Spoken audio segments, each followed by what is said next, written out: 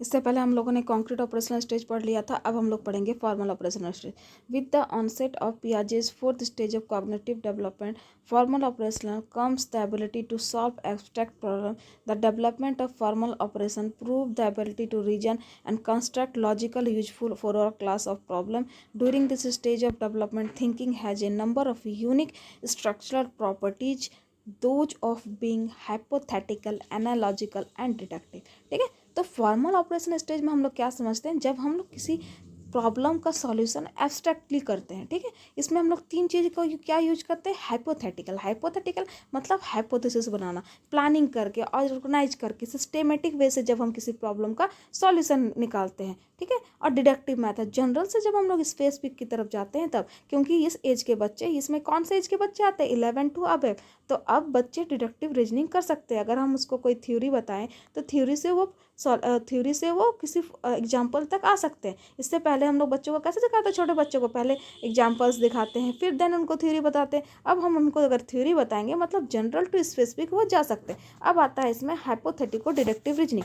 तो hypothetico deductive reasoning is the ability to think scientifically through generating prediction और hypothesis about the world to answer questions. ठीक है, the individual will approach problem in a systematic and organised manner rather than through trial and error. अब हम क्या करते हैं, जैसे मैंने पहले कहा कि हाइपोथेटिकल डिडक्टिव रीजनिंग में हम लोग क्या करते हैं, किसी भी प्रॉब्लम को हम लोग सिस्टमेटिक एंड ऑर्गेनाइज मैनर में उसको सॉल्व करते हैं। इससे पहले हम लोग ट्रायल एंड एरर से सीख रहे थे, लेकिन अब हम ट्रायल एरर से नहीं सीखेंगे। हमारे सामने कोई प्रॉब्लम आएगी तो हम उसके लिए प्लान बनाएंगे कि किस तरह से हम इस प्रॉब्लम को सॉल्व करना है। अगर हमको कोई प्रोजेक्ट दिया गया तो हम प्रोजेक्ट को कैसे बनाएंगे, उसकी हम प्लानिंग करेंगे, एक सिस्टम होगा, एक ऑर्गेनाइजेशन के थ्रू हम इस चीज़ को कंप्लीट करेंगे। देन आता है आपका डिडक्टिव रीजनिंग। डिडक्टिव रीजनिंग क्या है, तो deductive reasoning is reasoning from general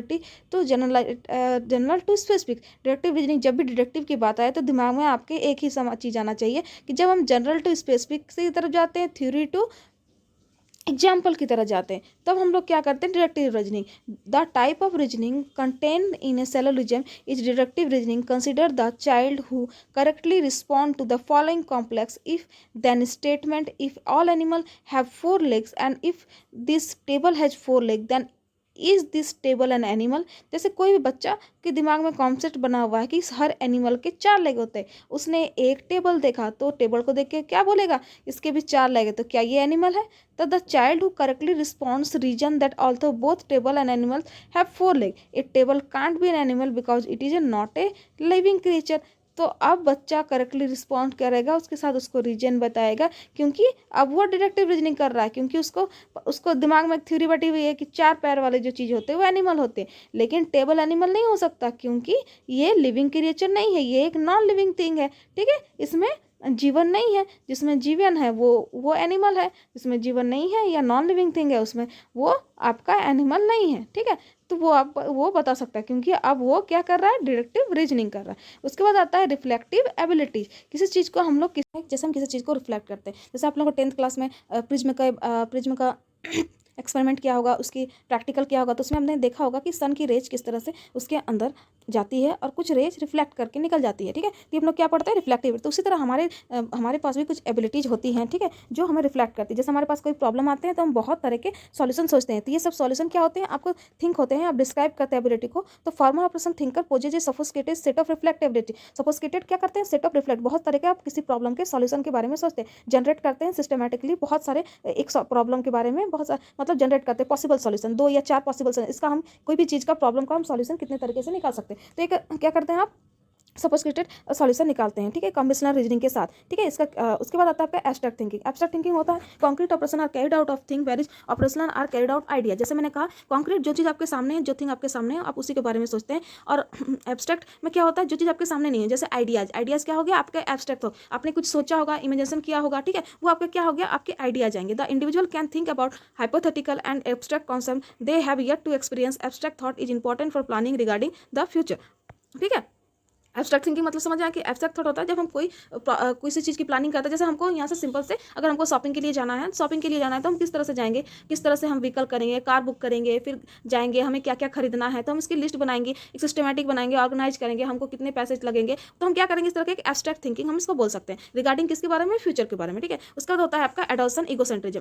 egocentrism मतलब जब आप अपने ऊपर केंद्रित होते हैं, ठीक है, अपने आप के बारे में सोच, तो एडोल्सन में भी ईगोसेंट्रिज्म होता है। जैसे बोलते हैं टीनेजर बच्चों को संभालना मुश्किल होता है, क्यों होता है, क्योंकि उनमें एडोल्सन ईगोसेंट्रिज्म होता है। ठीक है, वो किसी चीज को सोचते हैं कि वो जिस तरह से सोच रहे हैं सामने वाले भी वैसा सोच रहे हैं, लेकिन ऐसा नहीं होता है। Adolescent egocentrism describe the tendency for adolescent to have differing perception between what they believe others think about them. अब वो सोचते हैं कि लोग मेरे बारे में ये सोच रहे हैं, लेकिन what other people actually think about them. आप सोचते हैं कि लोग मेरे बारे में ऐसा सोच रहे हैं, लेकिन दूसरे लोग आपके बारे में क्या सोच रहे हैं वो लोग जानते हैं। तो ये हो गया आपका एडोल्सन ईगोसेंट्रिज्म। आपके अनुसार लग रहा है कि ये चीज़ सोसाइटी में एक्सेप्टेबल होगी, लेकिन हो सके सामने वाली सोसाइटी हो सके इस चीज़ को एक्सेप्ट ना करे, तो ये हो गया आपका एडोल्सन ईगोसेंट्रिज्म। उसके बाद आता है एडुकेशन इम्प्लीकेशंस। तो एडुकेशन इम्प्लीकेशंस में आता है कॉग्निटिव डेवलपमेंट थ्योरी। तो पहले आता है कंस्ट्रक्टिज्म। कंस्ट्रक्टिज्म में क्या होता है कि चाइल्ड कंस्ट्रक्ट करते हैं देयर आवन knowledge on the basis of their experience. Constructivism को हम लोग रचनावाद बोलते हैं, और इसमें क्या करते हैं, चाइल्ड कंस्ट्रक्ट करते हैं मतलब वो खुद से चीज़ों को अपने एक्सपीरियंस के हिसाब से सीखते हैं। ठीक है, तो उसमें सबसे पहला आता है डिस्कवरी लर्निंग। डिस्कवरी लर्निंग मतलब इसको हम लोग बोलते हैं खोज के द्वारा सीखना। मतलब किसी चीज़ को खोज करते हैं, हम लोग डिस्कवरी करते हैं ना, जैसे छोटे बच्चे करते हैं, देखो मम्मी मैंने आज एक पत्थर लेके आया, या कहीं भी आप उसको घूमने लेके जाइए, रेलवे ट्रैक पे लेके गया, तो अब वो रेलवे ट्रैक से पत्थर लेके आएगा, उसको डिस्कवरी किया, क्या किया डिस्कवरी, तो उसने एक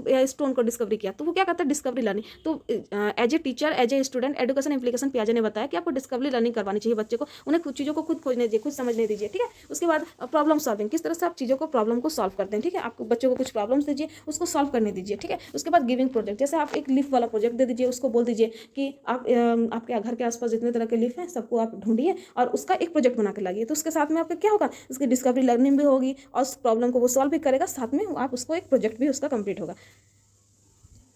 टीचर किस तरह से काम करेगा, सेकंड पॉइंट है कि teacher as a facilitator. Teacher should support and help their student in the learning process. Teacher should design in such a way so that the student will learn effectively and efficiently. Teacher अगर helper, जैसे होता है ना कि अगर आप अपने बच्चों के दोस्त बनते हैं तो बच्चे आपके साथ खुल के अच्छे से बात करेंगे। अगर आप बच्चों को डांटेंगे तो बच्चे अच्छे से काम नहीं करेंगे। तो टीचर को भी चाहिए कि वो सपोर्ट करे, उसको हेल्प करे, उसको गाइड करे। ठीक है, लर्निंग प्रोसेस में उसको खुद से सीखने दे। जब गलतियां करे तो उसको बताए कि इसको इस तरह से करना चाहिए। तो वो तो क्या होगा, तो टीचर क्या काम करेगा, टीचर काम करेगा एज ए फैसिलिटेटर। तो ही स्टूडेंट का लर्न क्या होगा, इफेक्टिवली और इफिशिएंटली होगा। इंडिविजुअल डिफरेंस, तो क्लास इज द हेट्रोजेनियस। हम लोग हर पर्सन, दो जुड़वा बच्चे भी एक जैसे नहीं होते, सब में इंडिविजुअल डिफरेंस होता है। एक पर्सन दूसरे पर्सन से अंतर होता है। आप अपने क्लास में आपके दोस्त होंगे तो आप देखिएगा कि आपका दोस्त और आप एक ही क्लास में पढ़ते हैं, आप में एज डिफरेंस हो सकता है, आपका कलर कॉम्प्लेक्सन अलग हो सकता है, आपकी हाइट अलग हो सकती है, आपके फिजिकल अपीयरेंस अलग होंगे, आपके इमोशनली अलग होंगे, आप आपके हेल्थ के हिसाब से अलग होंगे, आपके मेंटली डेवलपमेंट अलग होगा। ठीक है, आप इमोशनली कुछ अलग होंगे। ठीक है, तो ये सब इंडिविजुअल डिफरेंस है। तो हर क्लास में कुछ हेट्रोजीनियस होते हैं। तो पियाजे theory is based on the development stage. पियाजे की थ्योरी क्या थी, based on this development stage. तो टीचर को should teach on the basis of their cognitive development, mental development. Teacher को टीच करना चाहिए कैसे, उसके कॉग्निटिव डेवलपमेंट के हिसाब से करना चाहिए। ठीक है, जो लोग डिडक्टिव मेथड से पढ़ सकते हैं उन्हें डिडक्टिव मेथड से पढ़ाइए, बच्चों के एज के हिसाब से। जो जिसको आपको देख के लग रहा है कि वो डिडक्टिव मेथड से नहीं पढ़ सकता, उसकी एज कम है, तो उसको आप इंडक्टिव मेथड से पढ़ाइए। ठीक है, उसके बाद रेडीनेस टू लर्न। ठीक है, बच्चे में क्यूरियस होना चाहिए लर्न को। Teacher should teach the student basis of their mental development. Teacher को देखना चाहिए कि बच्चा किस स्टेज में है, उसका मेंटल डेवलपमेंट किस स्टेज में है, उसी हिसाब से बच्चे को पढ़ाना चाहिए। ठीक है, अगर हम किसी टेंथ क्लास का मैथ किसी 5 क्लास के बच्चे को पढ़ाएंगे तो क्या वो पढ़ने के लिए तैयार होगा, नहीं होगा, क्योंकि वो उस चीज़ के लिए तैयार नहीं है, उसका मेंटल डेवलपमेंट इतना नहीं हुआ है। ठीक है, तो टीचर को अवेयर होना चाहिए स्टूडेंट कॉग्निशन लेवल को देख के। ठीक है, तो उसके बाद एड्स एंड इंफ्रास्ट्रक्चर। स्कूल्स के एड्स एंड इंफ्रास्ट्रक्चर कैसे, तो प्राइमरी क्लास का अगर स्टडी मटेरियल है तो वो निश्चित है कि वो थोड़ा अट्रैक्टिव होना चाहिए, कलरफुल होना चाहिए, एब्स्ट्रैक्ट होना चाहिए। While the study material of high standard is more descriptive. अब हाई स्टैंडर्ड क्लासेस होंगे, 9-10 के क्लासेस होंगे, तो उसमें आपको इतना पिक्टोरियल अट्रैक्टिव होने की जरूरत नहीं, उसमें आप डिस्क्रिप्टिव पढ़ा सकते हैं, कॉम्प्लेक्स हो सकता है, ब्रॉड हो सकता है इंफ्रास्ट्रक्चर। अब इंफ्रास्ट्रक्चर कैसा हो जाए, अब मान लीजिए सिंपल सा कोई स्कूल है तो उसमें कंप्यूटर लैब होने चाहिए, साइंस लैब होने चाहिए, लाइब्रेरी अच्छी खासी होनी चाहिए। ठीक है, वॉशरूम्स होने चाहिए, जो इंफ्रास्ट्रक्चर होना चाहिए एक अच्छा से स्कूल्स में। किंडर गार्डन के लिए किस कलरफुल दीवारें होनी चाहिए, बॉक्सेस होने चाहिए, ब्लॉक्स होने चाहिए।